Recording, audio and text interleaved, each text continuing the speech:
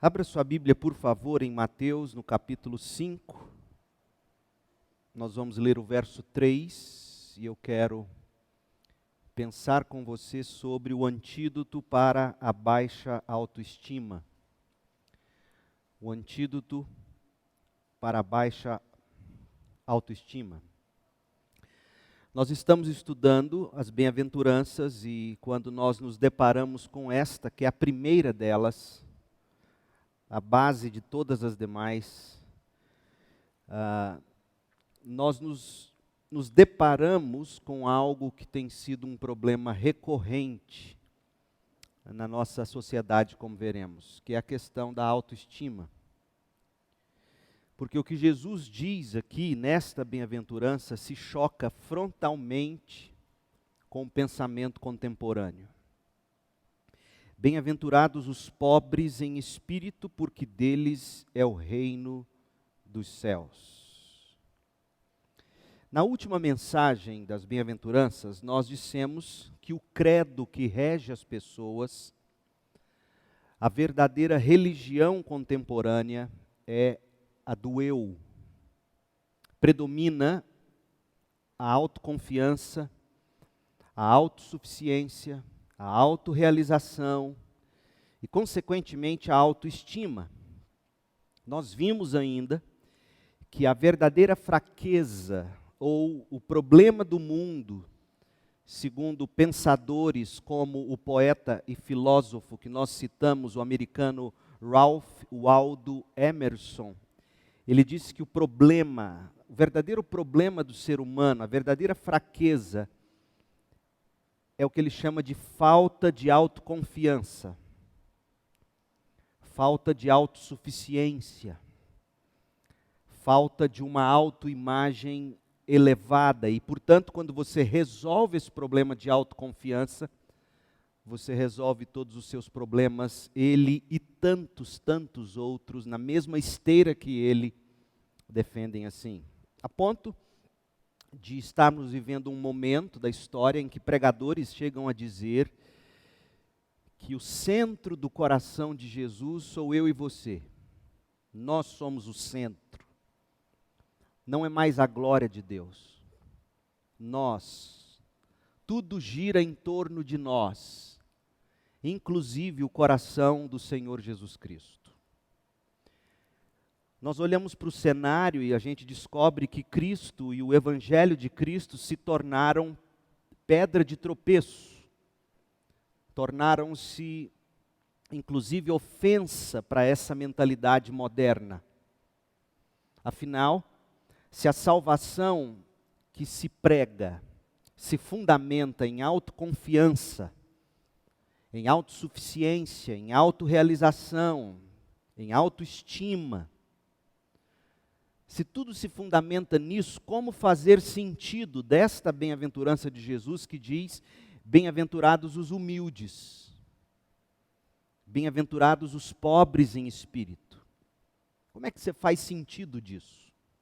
Se você é o centro, e se para ser reconhecido você precisa de uma certa dose de autoexaltação, como é que faz sentido as palavras de Jesus que dizem bem-aventurados os humildes, ou pobres em espírito? No mundo em que impera o credo da autoestima, de duas uma.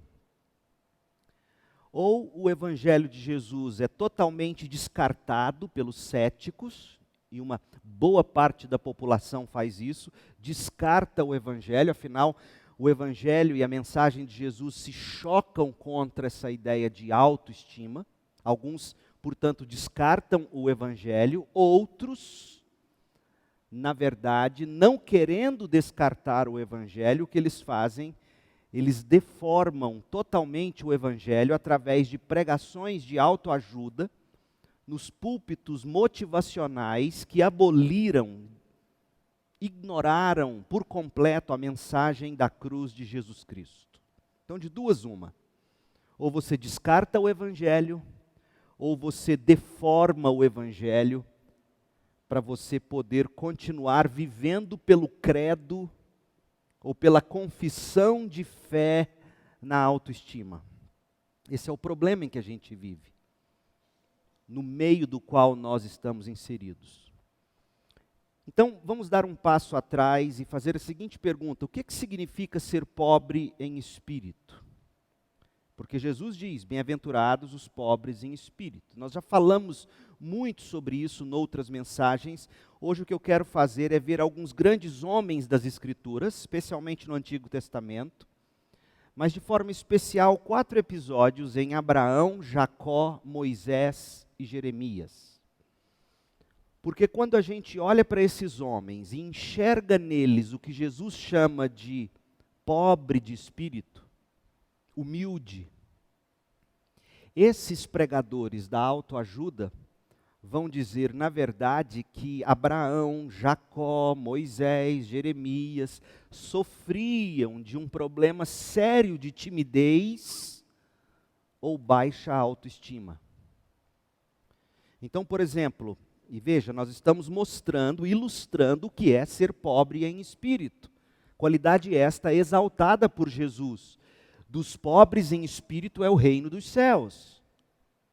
Mas no mundo em que a gente vive, essas pessoas não são vistas como aquilo que Jesus exalta. Pelo contrário, elas são vistas como pessoas que precisam melhorar a autoestima. Então, Abraão, por exemplo, ao lidar com Deus sobre o problema de Sodoma e Gomorra, em Gênesis 18, 27, Abraão diz assim: embora eu seja apenas pó e cinza, permita-me dizer mais uma coisa, ó Deus, meu Senhor. Veja, Abraão está dizendo, eu sei que eu não tenho direito de te pedir coisa alguma, mas permita-me fazer mais um pedido. Isso é humildade diante de Deus. É o que Jesus chama de pobre em espírito. Portanto, atitude louvável. Mas que o credo da autoajuda chama de timidez exacerbada. Baixa autoestima. Jacó. Quando Jacó retornou à terra prometida, depois de passar 20 anos no exílio, ele luta com Deus em oração, Gênesis 32, 10. E Jacó diz assim, não sou digno de toda a bondade e fidelidade que tens mostrado a mim, teu servo. Eu não sou digno de tantas coisas boas que o Senhor tem feito por mim. E aí ele exemplifica, ele diz, quando eu saí de casa e atravessei o rio Jordão, eu não possuía nada além de um cajado. Agora minha família e meus servos formam 2 grandes caravanas. Então veja, na verdade Jacó não é tímido e nem padece de baixa autoestima. Ele é humilde, ele reconhece graça imerecida na vida dele. Moisés. Quando Moisés ouve o chamado, o comissionamento de Deus para que Moisés fosse até o povo hebreu ali no Egito, tirasse o povo hebreu do Egito e levasse, conduzisse o povo hebreu até Canaã, a terra prometida, olha o que ele diz a Deus em Êxodo 3, verso 11. Quem sou eu para me apresentar ao faraó? Quem sou eu para tirar o povo de Israel do Egito? Uma atitude de humildade, de sinceridade diante de Deus. Eu não vejo em mim qualificações para tal, ó Deus. Capítulo 4 ainda de Êxodo, verso 10. Ó Senhor, eu não tenho facilidade para falar, nem antes, nem agora que falaste com teu servo. Eu não consigo me expressar e eu me atrapalho com as palavras. Eu não consigo, não é para mim. E aí as pessoas dizem, está vendo? Tadinho do Moisés, ele sofria de baixa autoestima. Quando na verdade, ele está apenas fazendo uma legítima constatação. Eu não me vejo como o líder capacitado para esta tarefa. Humildade. Jeremias. Quando Jeremias foi comissionado por Deus, Jeremias respondeu a Deus o seguinte, Jeremias 1, verso 7. Ó soberano Senhor, não sou capaz de falar em teu nome. Eu sou imaturo, eu sou jovem demais para falar em teu nome. Veja, de novo, aqui tem a humildade de Jeremias, a constatação de quem ele é ou de como ele se vê diante do chamado de Deus. E aí nós poderíamos estender essa lista, como alguns fazem, e nós poderíamos mostrar a humildade de Gideão, que é pintada como baixa autoestima por alguns, em Juízes 6, de 2 a 15. Saul, 1 Samuel 10, de 20 a 24, eles olham para aquele episódio onde Saul se esconde entre as bagagens, porque estava temeroso de assumir o trono, e eles dizem, está vendo, esse é o problema, Saul tinha uma baixa autoestima. Timóteo, 2 Timóteo 1, de 7 a 14, como Paulo tenta encorajar Timóteo, alguns dizem, está vendo? O problema de Timóteo era uma baixa autoestima, e outros tantos exemplos que equivocadamente são tidos como exemplos de timidez ou baixa autoestima, a ponto, gente, de um desses pregadores bem conhecidos entre nós, batistas, e eu não vou citar o nome dele por respeito. Esse pregador, ele trata o caso de Jeremias como um caso de timidez seríssimo. E eu vou ler para vocês um trecho de um sermão dele sobre essa atitude de Jeremias. E aqui, este pastor, este pregador, ele já está caminhando para a conclusão do sermão dele, e ele está tentando ajudar a gente a resolver esse problema de timidez, de baixa autoestima, conforme ele julga enxergar em Jeremias. Quando Jeremias diz, não, eu não consigo, eu não sou capaz, eu sou jovem demais. Em vez de esse pregador ver que aquilo nada mais era do que uma constatação verdadeira sobre si mesmo, ele diz, tadinho, baixa autoestima. E olha a cura que esse pregador propõe para Jeremias. Ajude-se a você mesmo. Se você é uma pessoa tímida, a primeira coisa que você faz é aceitar o fato. A partir daí, você será um participante ativo de sua timidez. Veja, você. E ele continua. Frequente cursos ou leia livros para desenvolver a autoconfiança, trocando experiências com outras pessoas com a mesma dificuldade. Está vendo o que ele propõe como cura? Ele não fala do Evangelho, ele não apresenta a cruz, ele não fala do pecado. Ele diz o seguinte, você precisa desenvolver sua autoconfiança. Você precisa desenvolver a confiança em si mesmo. E como? Troque experiências com pessoas que passam pelo mesmo problema, de timidez, de baixa autoestima. Frequente cursos que possam te ajudar, leia livros que vão motivar você na autoconfiança. E aí ele cita 10 passos que ele mesmo confessa retirar de manuais de psicologia de autoajuda.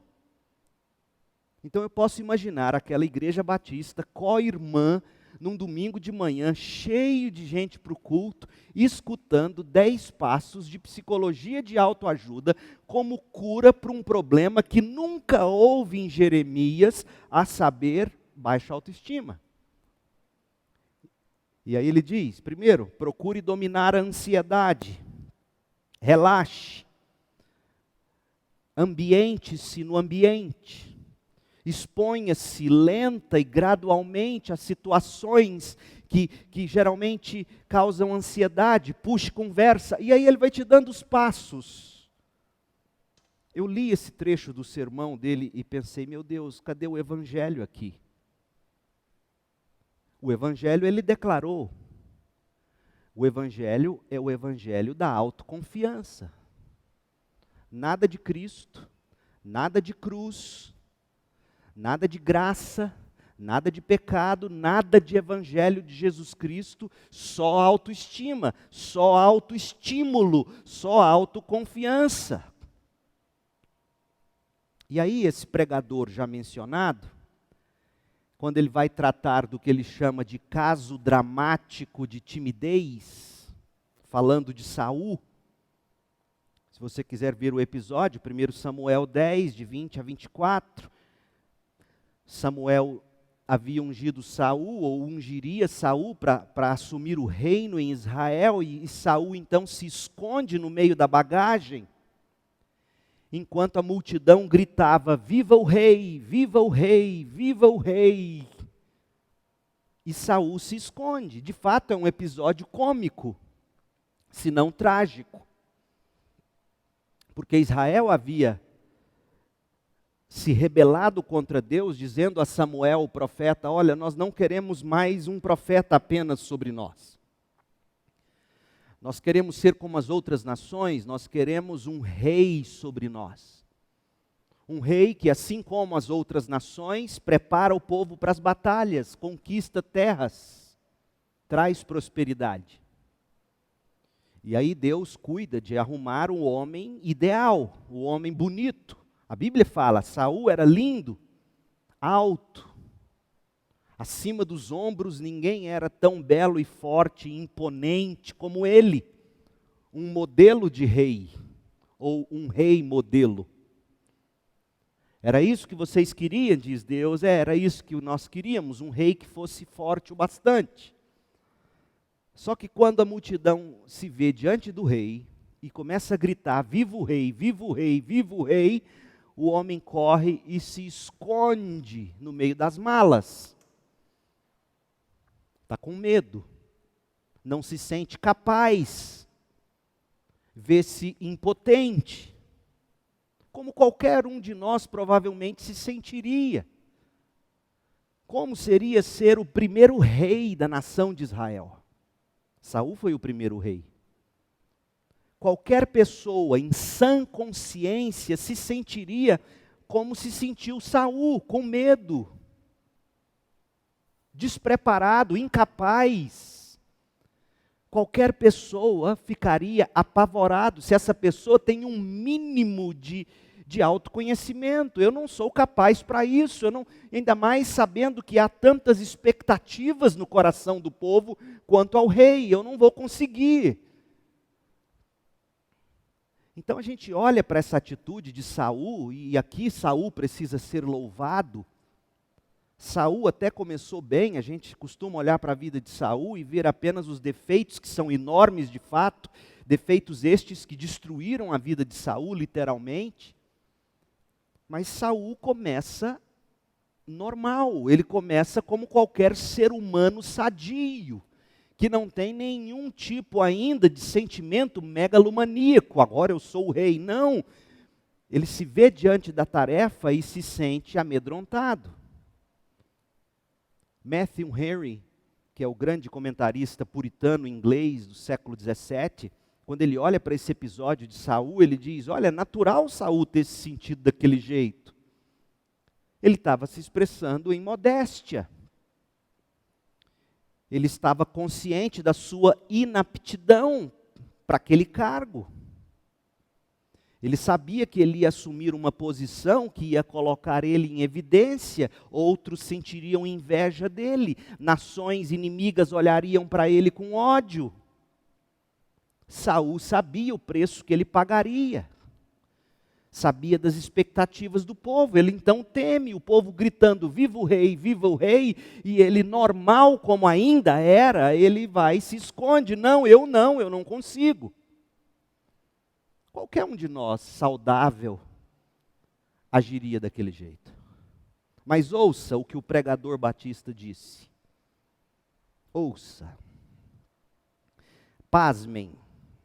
Imagina você sair da sua casa num domingo de manhã para escutar um pastor falar do evangelho e escutar ele dizer o seguinte sobre Saul. Abre aspas. Saul era um escolhido por Deus, era alto e bonito. Verdade. Assim mesmo se escondeu na bagagem. certamente por se achar incapaz para aquela tarefa. Verdade. Agora veja, é provável que Saul tenha carregado este estigma toda a vida. Se não, como explicar sua reação diante do fiel Davi? Não tinha Saul uma autoestima tão baixa que via no amigo Davi um inimigo? Você escutou o que ele está dizendo? Esse pastor está dizendo que o problema de Saul é que ele carregou a vida inteira um problema de baixa autoestima, apesar de ser bonito, apesar de ser alto, e que essa baixa autoestima fez Saul jamais, nunca conseguir confiar no leal amigo Davi. Meu Deus, isso é uma loucura, porque resumir o pecado de Saul a um problema de baixa autoestima é deformar por completo o Evangelho. É transformar o Evangelho numa mensagem para aliviar o ego. Gente, Saul não agiu revelando baixa autoestima. Quando ele se esconde nas bagagens, lá no início, existia ainda um quê de humildade. Existia ainda um sentimento saudável de incapacidade e de temor diante de tamanha responsabilidade. Natural para aquela circunstância. O problema é que com o tempo, Saul foi se corrompendo, ele foi gostando do poder. Ele percebeu que ele dava conta. Ele deixou o ego ir inflando, ele gostou da cadeira de rei. Ele gostou de poder dar canetadas. O homem que começou humilde e temeroso, terminou orgulhoso e indecente. O problema de Saul nunca foi baixa autoestima. O problema de Saul foi deixar o orgulho engolir aquela humildade e aquele temor do início. Olha os exemplos agora de Abraão, de Jacó, de Jeremias, de Moisés, esses que nós lemos há pouco. Esses textos não estão descrevendo o problema de timidez ou de baixa autoestima, de jeito nenhum, demonstram com efeito humildade, pobreza de espírito, características que Jesus louva, dizendo que estas sim nos levam para o reino dos céus. Abraão, por exemplo, ele diz, eu não tenho direito, eu sou pó e cinza, mas deixa eu te pedir mais uma coisa, ó Deus. Isso é humildade. Jacó, ele diz, eu não sou digno, mas Deus foi gracioso, me abençoou, eu sou usurpador, eu menti a vida inteira, eu enganei meu próprio irmão, minha família, tive que fugir merecidamente, mas mesmo assim Deus me abençoou. Isso é humildade. Jeremias se vê como um profeta diante de uma nação de dura cerviz, e ele diz, eu não vou conseguir, eu não sou capaz, eu sou novo, eu não vivi o bastante. Ele está sendo realista. Mas o evangelho da autoajuda insiste em dizer que é um problema de baixa autoestima. Moisés diz e fala, meu Deus, eu não consigo, eu não sei falar, eu não sei usar palavras. Ele está apenas mostrando uma realidade. É verdade que Deus dá a bronca em Moisés, nesse momento. Mas Deus não dá a bronca em Moisés porque Moisés olha para si mesmo e diz, pobre de mim, eu não dou conta. Deus não dá a bronca em Moisés porque Moisés fez uma avaliação equivocada sobre si mesmo, rebaixando-se. Não. Sabe por que Deus dá bronca em Moisés? Porque Moisés não estava confiando na capacidade de Deus de pegar alguém tão improvável como Moisés e transformá-lo no grande libertador dos hebreus. A bronca que Deus dá em Moisés, ouça bem, Não é porque Moisés se rebaixa. É porque Moisés não acredita que ele, sendo tudo aquilo que ele diz ser, não seria capaz de, nas mãos de Deus, fazer o que Deus chamava ele para fazer. Quer ver? Êxodo 4, verso 11 e 12. Lembra que Moisés falou, olha, eu não consigo falar, eu não consigo usar as palavras. Aí Deus vira para ele e diz assim, Êxodo 4, 11. Quem forma a boca do homem? Sou eu. Quem torna o homem mudo ou surdo? Quem o torna cego ou o faz ver? Por acaso não sou eu o Senhor? Em outras palavras, Deus estava dizendo, Moisés, não olhe para os seus defeitos. Eu criei você com seus defeitos. Olhe para mim. Porque olha o verso 12, Êxodo 4, 12. Agora vá, eu estarei com você quando falar, e eu instruirei a respeito do que deve falar. Olhe para mim, eu vou ser sua boca, eu vou colocar as palavras em você. Então, na verdade, não é que nos falte homens ou mulheres com mais elevada autoestima. Longe disso, quando a gente olha para homens como Moisés, Abraão, Jacó, o próprio Saul, lá no início da vida dele, a gente descobre que o que falta hoje é gente humilde como eles foram. Porque o que nós vemos hoje é gente, digamos, incapazes para alguma tarefa, dizendo-se plenamente capazes. Totalmente autoconfiantes. E Deus diz, não, não é assim. Não há em você mesmo qualquer capacidade para fazer o que eu te chamo para fazer. Eu capacito você, eu sou sua boca, eu sou a sua sabedoria, eu te dou as palavras, eu farei de você um profeta, eu farei de você um libertador. Eu darei a você o que você não merece e não consegue obter por você mesmo. O que nos falta hoje não é gente com mais autoestima.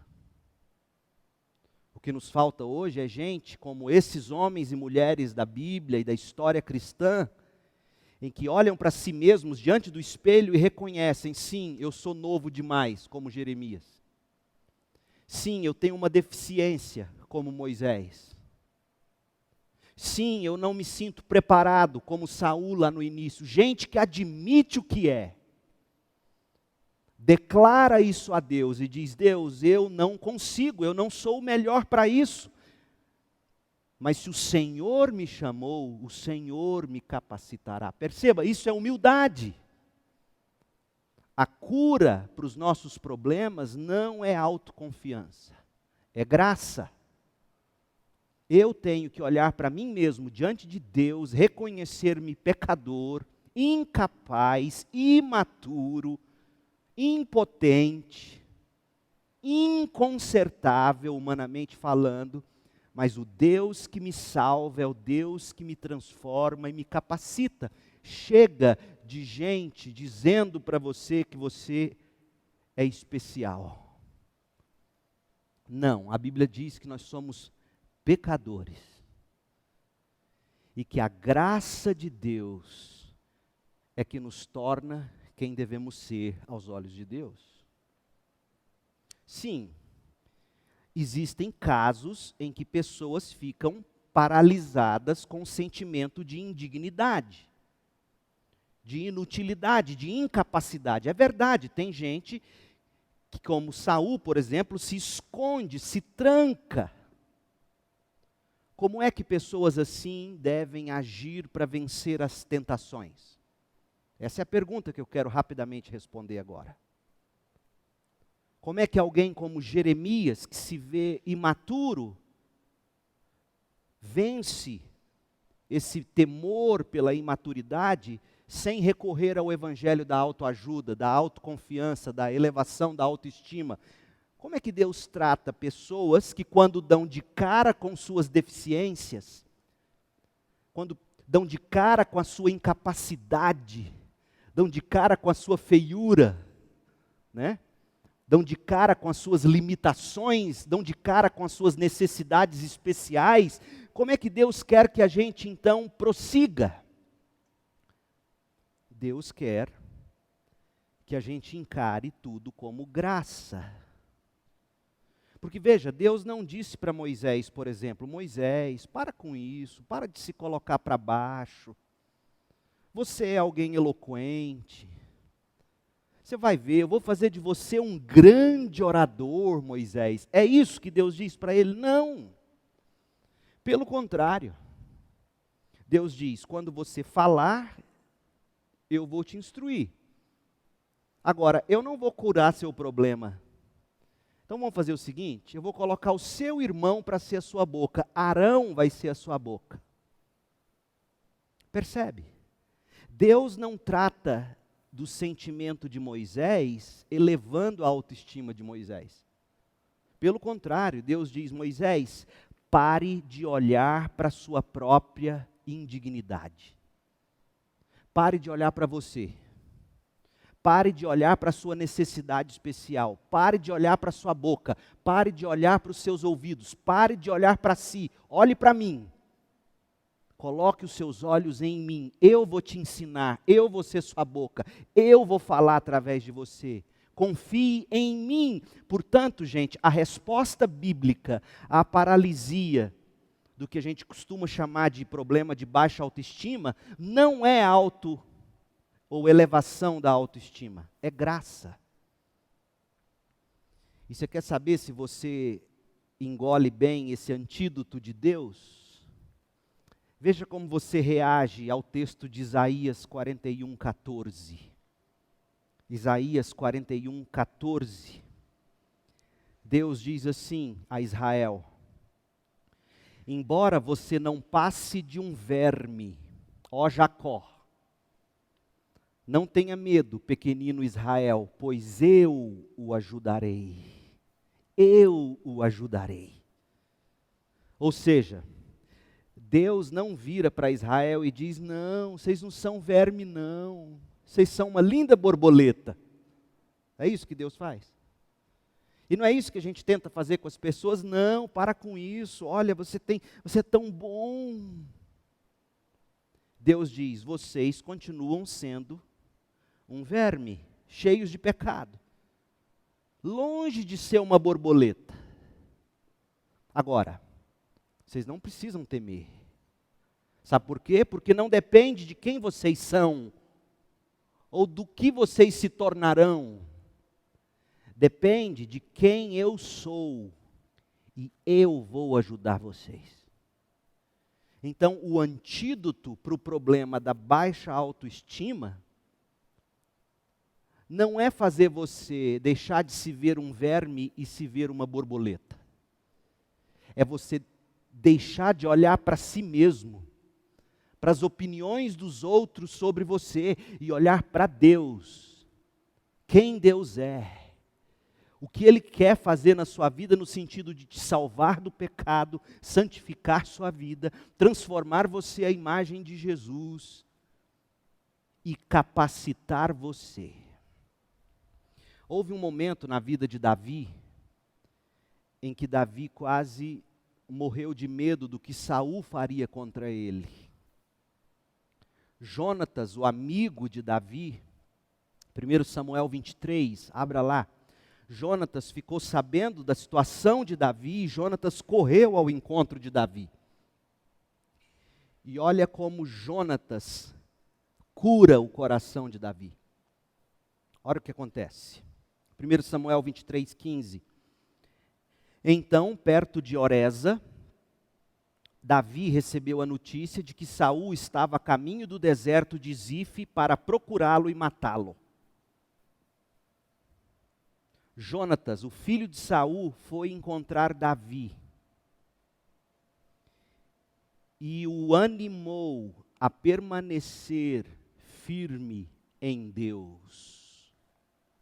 Veja, a Almeida, Revista e Atualizada, diz que Jonatas fortaleceu a confiança de Davi em Deus. Veja que Jonatas não tratou daquele temor de Davi, elevando a autoestima de Davi, dizendo: Davi, para com isso, olha quem você é. Não. Em momento algum, Jonatas chamou a atenção de Davi para as qualidades de Davi. Jonatas fortaleceu a confiança de Davi em Deus.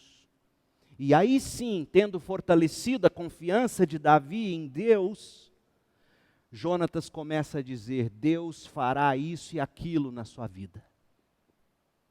A cura para os nossos problemas de suposta baixa autoestima não é elevar a autoestima, a autoconfiança. Isso é egolatria. A cura, o antídoto, é você tirar os olhos de si mesmo e colocá-los em Deus. Confiar em Deus, ter fé em Jesus Cristo.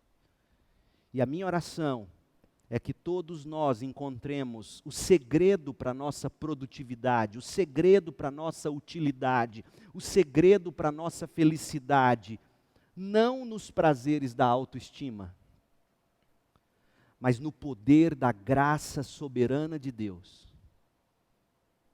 que nos salva apesar de sermos pecadores, que nos santifica, tornando-nos a imagem do Filho Jesus Cristo. E um dia haverá de nos glorificar, mesmo nunca, jamais, tendo merecido. Então busque fortalecer o seu coração, a sua confiança em Deus. Reconheça suas necessidades especiais. Admita seus fracassos diante de Deus. Confesse suas inseguranças a Deus, seus medos, seus temores. Veja-se como você realmente é e diga isso a Deus. E peça graça para Deus, apesar de você, cumprir em você e através de você a obra dele. Bem-aventurados os pobres em espírito. Não aqueles que têm elevada autoestima. Bem-aventurados os pobres, deles é o reino dos céus. Que Deus te abençoe, me abençoe, nos abençoe, ensinando-nos a colocar os olhos onde nos é devido. O Senhor da glória. Vamos orar, feche seus olhos e ore agora a Deus aí no seu lugar. E peça para que Deus fortaleça a sua confiança em Cristo, na obra de Jesus.